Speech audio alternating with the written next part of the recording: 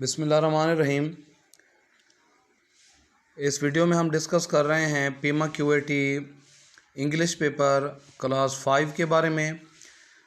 100 marks का paper होता है, 50 मार्क्स के एमसीक्यूज़ होते हैं 25, और 50 मार्क्स के 5 इंशाई सवालात होते हैं। सबसे पहले हैं इंशाई सवालात को देखते हैं। पहला सवाल है जी, write 5 multisyllabic words with correct spellings. बच्चों को ये बताना है कि 5 मल्टी सिलेबिक का क्या मतलब है। मल्टी मानी ज़्यादा, सिलेबिक मतलब सिलेबल वाले, एक से ज़्यादा सिलेबल वाले जो अल्फाज हैं वो मल्टी सिलेबिक हो गए, और वो आप बच्चे को बताएंगे, लिख देगा। इसके अलावा अगर यूनी सिलेबिक का लफ्ज़ इस्तेमाल होता है तो फिर एक सिलेबल वाला वो अल्फाज लिखेगा। तो ये फ़र्क बच्चों को समझाकर, मल्टी सिलेबिक और यूनिसिलेबिक का फ़र्क समझाकर ये बच्चों को अल्फाज आप लिखवा दें कि ज़्यादा सिलेबल वाला लफ्ज़ है तो मल्टी सिलेबिक है, एक सिलेबल वाला यूनिसिलेबिक। इसके अलावा दूसरा सवाल पेपर में 5 में आता होता है, जो स्टोरी अब लिखनी नहीं होती, स्टोरी लिखी होती है। वो ये देखते हैं कि क्या बच्चा इसमें से सवाल जवाब पढ़कर उसको दे सकता है या नहीं। पहला सवाल हर स्टोरी का यही पूछते हैं, राइट अ सूटेबल टाइटल। मुख्तलिफ जितनी स्टोरीज़ मशहूर व मारूफ़ हैं उनके टाइटल बच्चों को बता दें। और दूसरा है जी, identify the characters you found. हर अहम स्टोरी में उन बच्चों को बता दें कि कितने किरदार हैं जो हिस्सा ले रहे हैं, जो बातचीत आपस में कर रहे होते हैं। पूरी स्टोरी में जितने लोग हिस्सा लेते हैं उतने करेक्टर हो गए। फादर और सन है सिर्फ, तो फिर ये 2 करेक्टर हो गए कि ये हिस्सा ले रहे हैं स्टोरी में। What happened after farmer's advice to his sons. तीसरा सवाल स्टोरी में से पूछा जाएगा। वो बच्चे फिर स्टोरी जब पढ़ेंगे तो जो सवाल हो उससे मिलते जुलते वो अल्फाज तलाश करेंगे कि कहाँ पर ये लफ्ज़ है, और उससे मिलता जुलता बच्चे जवाब लिखेंगे। तीसरा सवाल आएगा जी 5 इंग्लिश बी में कि write a short invitation to your friend.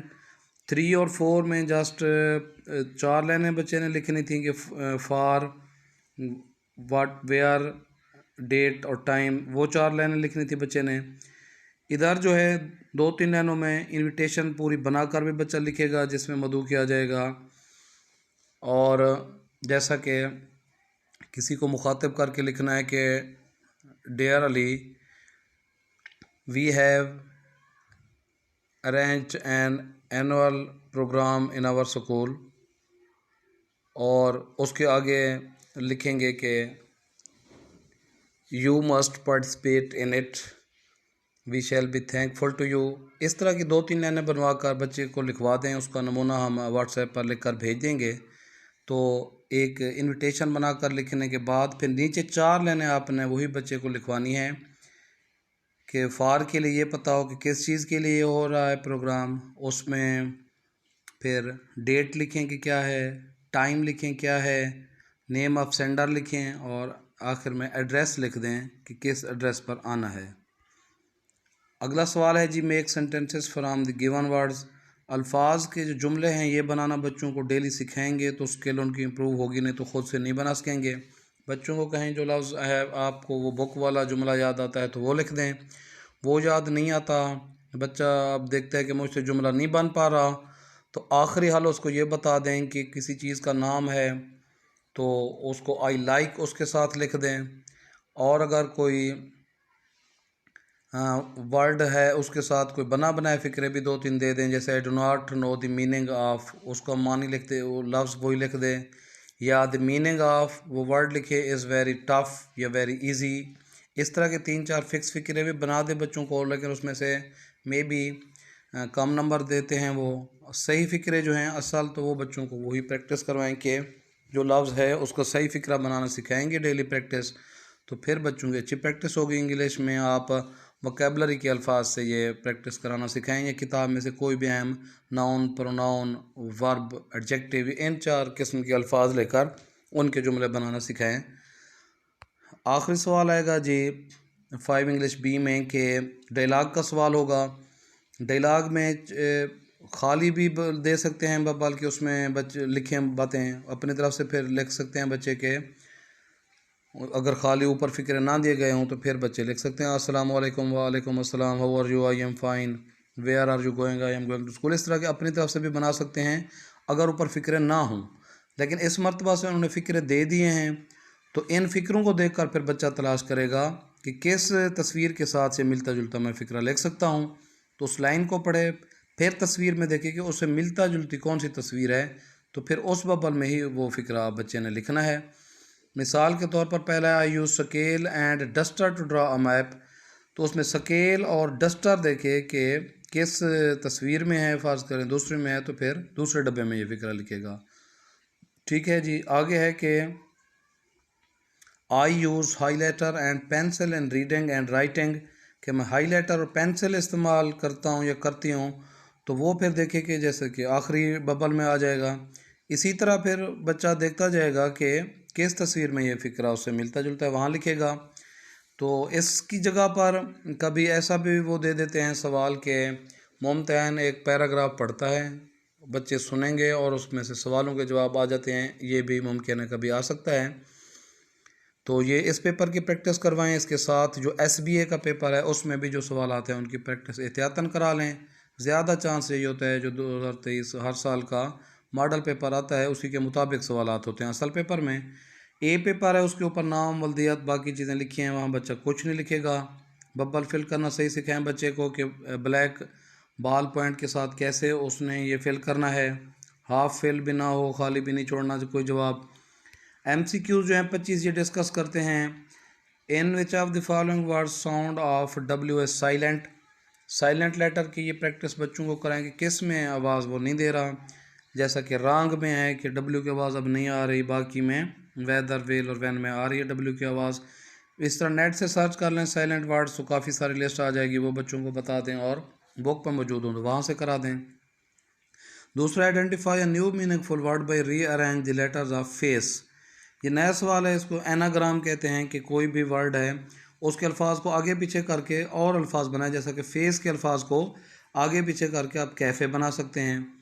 इसी तरह एक लफ्ज़ को आगे पीछे करके देखें कौन से आप अल्फाज बना सकते हैं, तो मुख्तलिफ उससे एक लफ्ज़ आपने बनाना है।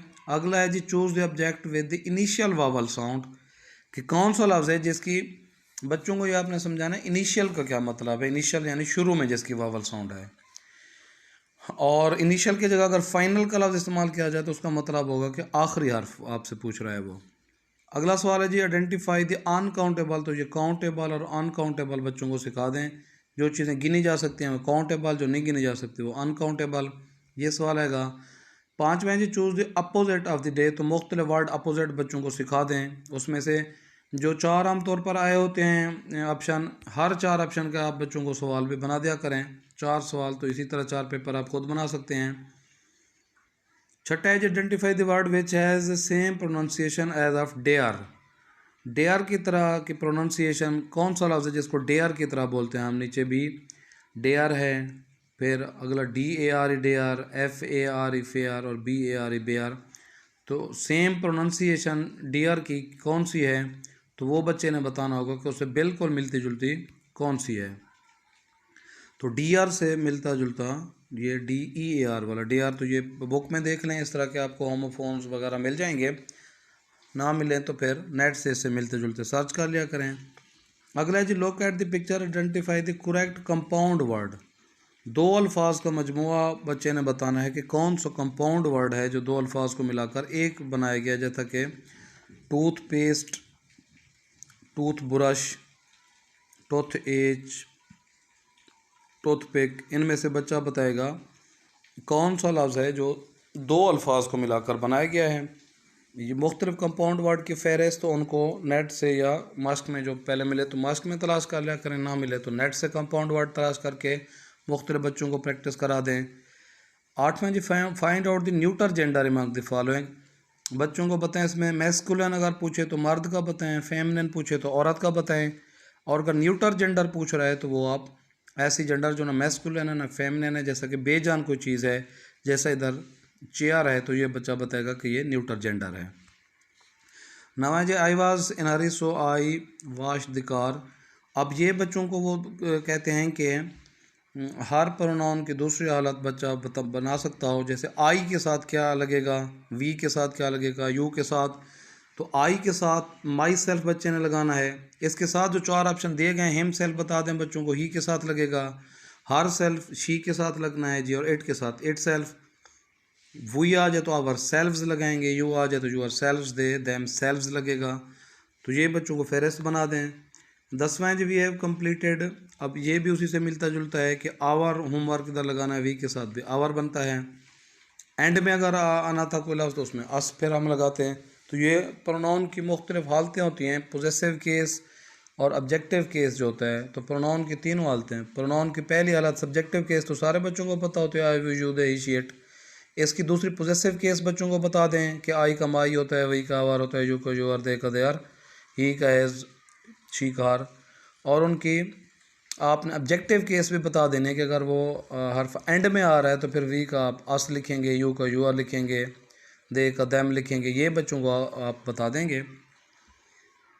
इसके अलावा जी 11वां है जी stationery is mine, this that these those में से बच्चों को बताएंगे अगर एक चीज़ है और करीब है तो वो दिस है, ज़्यादा चीज़ें करीब हैं तो दीज हैं, और इसी तरह एक चीज़ है दूर है तो वो दैट होगी, ज़्यादा चीज़ें दूर होंगी तो दोज होंगी। इसके अलावा जी शी हैज़ अम्ब्रेला, ए और एन का इस्तेमाल बच्चों को आपने सिखाना है कि खाली जगह के आगे जो लफ्ज़ है अगर वो अलिफ के आवाज़ से शुरू हो रहा है, वावल चाहे हो या ना हो, पुराना असूल है। अम्ब्रेला अलिफ के आवाज़ से शुरू हो रहा है तो एन लगाएं। इसके अलावा ऑनर है, आवर है, एच अलिफ के आवाज़ उतार देता है जिन अल्फाज में, तो वो वहाँ भी एन लगाएं। अब यूनिवर्सिटी आ गया तो वो अलिफ की आवाज़ नहीं दे रहा यूनिवर्सिटी, तो फिर उसके साथ ए लगाएंगे आप। तो बच्चों को ये बताएं खाली जगह के बाद जो लफ्ज़ है अगर वो अलिफ की आवाज़ दे तो फिर उसके साथ एन लगाना है। 13वां है जी in this picture the girl is. तो ये चारों के बच्चों को बता दें कि रनिंग आप कहाँ लगाएंगे, स्लीपिंग कहाँ लगता है, राइटिंग और प्लेइंग की तस्वीरें दिखा दें। जिस तरह की तस्वीर हो तो बच्चे फिर वो लिखेंगे, जैसे ये बच्ची राइटिंग कर रही है तो बच्चा राइटिंग चुनेगा। 14वां जी select adjective of colour from the option. तो एडजेक्टिव की जो अकसाम है ये 5 क्लास की बुक में इंग्लिश के पहले सबक के मास्क में एडजेक्टिव की अकसाम दी गई हैं, वहाँ से बच्चों को करा दें कि एडजेक्टिव ऑफ कलर कौन सा है, एडजेक्टिव ऑफ ओरिजिन कौन सा है। ये जो 4 ऑप्शन आए होते हैं ये भी बच्चों को समझा देंगे कि ब्लैक क्या है जी, स्मॉल क्या है, एडजेक्टिव ऑफ क्वालिटी कौन सा होता है, एडजेक्टिव ऑफ क्वांटिटी कौन सा होता है, एडजेक्टिव ऑफ शेप कौन सा होता है। तो जो पूछे अब एडजेक्टिव ऑफ कलर उसने पूछा है तो ये ब्लैक बच्चा बताएगा। 15वां जी identify the adverb of time. तो एडवर्ब की अकसाम बच्चे को किताब से देखकर सिखा दें कि ये एडवर्ब ऑफ टाइम, टाइम कौन सा है, टाइम के साथ जिसका ताल्लुक है, सून माने जैसे जल्द है, वेल अवे हेयर नहीं है। तो ये बच्चे को एडवर्ब की मुख्तलिफ अकसाम बताएं। 16वां जी in the given picture the cat is sitting. ये बच्चों को बताएं कि ऊपर हो किसी चीज़ के मेज़ के तो आन बताएं, नीचे हो तो अंडर बताएं, ठीक है जी। और कि घोड़ा फ़र्ज़ करें फेंस के ऊपर से जंप लगा रहा है तो ओवर द फेंस कहें, क्लोज़ हो तो उसके साथ हो, तो ये उसके साथ है तो उसको आपने कहें कि भाई क्लोज़ है उसके साथ है, नियर भी कह सकते हैं, इन ऑप्शन में क्लोज़ है। इसी तरीके से आप इन ऑन अंडर नियर इससे मिलते जुलते प्रेपोजिशन का इस्तेमाल सिखाएं बच्चों को मास्क में से। 17वां जी सेंटेंस विद करेक्ट पंक्चुएशन। सही पंक्चुएशन कौन सी, अब सवालिया फ़िक्रा है तो उसके आगे सवालिया निशान होना चाहिए। अगर सिंपल फ़िक्रा हो तो उसके बाद फुल स्टॉप होना चाहिए। अगर हैरत के इज़हार वाला what a beautiful scene is this तो उसके बाद साइन ऑफ एक्सक्लेमेशन होना चाहिए, एक लाइन उसके नीचे फुल स्टॉप। तो ये बच्चों को सिखा दें। 18वां जी which of the following sentence is an example of present continuous tense. तो बच्चों को तीनों कंटिन्यूअस टेंस की पहचान बता दें कि इज़ एम आर है और आई एन जी तो ये प्रेजेंट कंटिन्यूअस टेंस है, वाज वर और आई एन जी है तो ये पास्ट कंटिन्यूअस टेंस है, और विल शेल और आई एन जी वाली फॉर्म है तो ये फ्यूचर कंटिन्यूअस टेंस। 19वां है जी which is the correct question of the answer. ये हर क्लास में शामिल किया गया है कि एक आंसर दिया जाएगा, उसका सवाल बच्चे ने बताना होगा। अब क्वेश्चन दे दिया गया है, आंसर दे दिया गया है I like to play cricket. Question इसका बच्चे ने तलाश करना है कि मैं क्रिकेट खेलना पसंद करता हूँ। अब बच्चा बताएगा कि वेयर डू दे प्ले से लगेगा, where is the playground, what do you like to play है, या where do you like to play है। तो जो जवाब दिया गया उसका सवाल बच्चों को आप बताएंगे कि किस तरह का बनेगा। अब आई लाइक है तो साफ ज़रा वाट डू यू लाइक वाला बच्चे चुनेंगे कि इसमें ये सवाल होना चाहिए। इसी तरह व्हाट वेयर व्हेन हाउ वाले भी बच्चों को सवाल बता दें कि वो कहाँ लगते हैं, उनका मानी जब बताएंगे तो बच्चों को तब समझ आएगा। 20वां है जी identify the verb from the given option. दिए गए अल्फाज में से आपने आइडेंटिफाई करना है वर्ब कौन सा है, राइट है, हैंड है, स्कूल है, विद है, तो राइट है। इसमें वर्ब बच्चों को पहचान कराएं, ऐसा लफ्ज़ जैसे किसी काम का पता चले तो वो वर्ब होता है।